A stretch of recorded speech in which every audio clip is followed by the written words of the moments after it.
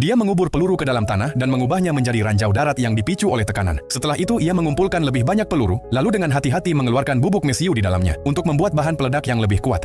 Semua itu ia pasang di berbagai sudut lahannya, siap untuk diledakkan kapan saja. Ia bahkan menggali sebuah parit panjang, mengisinya dengan bensin, dan membuat sumbu api yang memanjang sepanjang jalur yang diperkirakan akan dilewati musuh. Ia juga menaruh pemicu, lalu menutupi semua jebakan itu dengan rumput agar tak terlihat. Namun, inti pertahanan terbesarnya ada di bawah tanah. Ia membuat jaringan terowongan rahasia. Di mulut terowongan, ia menempatkan sebuah shotgun double barrel yang sudah dipendekkan dalam posisi siap tembak. Batang-batang besi ia asah hingga runcing, menjadikannya tombak mematikan yang kemudian ditanam di lubang-lubang dalam sepanjang terowongan. Dari atas, ia memasang balok-balok kayu berat yang dilapisi ujung baja tajam, siap dijatuhkan kapan saja. Di sekitar dinding terowongan, ia membuat lubang-lubang kecil untuk mengintai sekaligus menyerang secara tiba-tiba dari bayangan. Setiap lokasi perangkap ia hafal dengan cermat, sebab jumlahnya begitu banyak hingga ia sendiri berisiko terjebak. Dan jika ada yang berhasil selamat melewati semua jebakan itu, ia sudah menyiapkan sebuah busur komposit pada kekuatan maksimum, senjata pamungkas agar tak ada seorang pun yang bisa melarikan diri. Sebagai pertahanan terakhir, ia bahkan menanam ranjau claymore dan bahan peledak C4 di dalam terowongan. Rambo tidak lagi berjuang demi bertahan hidup. Kali ini ia berjuang demi balas dendam. Baginya, tempat itu akan ia ubah menjadi kuburan massal bagi siapa saja yang berani datang. Tapi apa yang bisa membuat seorang pria hampir berusia 70 tahun nekat menempuh jalan sejauh itu? Jawabannya sederhana, putrinya. Sejak pensiun, Rambo tidak pernah menikah dan tidak memiliki anak kandung. Namun saat berusia 50 tahun, ia mengadopsi seorang anak perempuan. Gadis itu tumbuh besar hingga suatu hari memutuskan untuk pergi ke Meksiko demi mencari ayah kandungnya yang sebenarnya. Rambo sudah memperingatkannya bahwa pria itu bukanlah sosok yang baik, bahkan sangat berbahaya. Tapi gadis itu, Ana, tidak menggubris. Ia tetap bertekad untuk menemui ayah kandungnya, tanpa sadar bahwa langkah itu justru menyeretnya ke dalam tragedi. Dengan bantuan seorang teman di Meksiko, Ana akhirnya menemukan pria yang selama ini ia cari. Namun seperti yang Rambo katakan, pria itu sama sekali tidak peduli padanya. Ia bahkan pernah membunuh ibunya dengan pukulan dan melihat Ana hanya sebagai beban. Perasaan Ana hancur. Ia merasa kosong dan kehilangan arah. Untuk menghiburnya, seorang teman mengajaknya ke sebuah klub malam.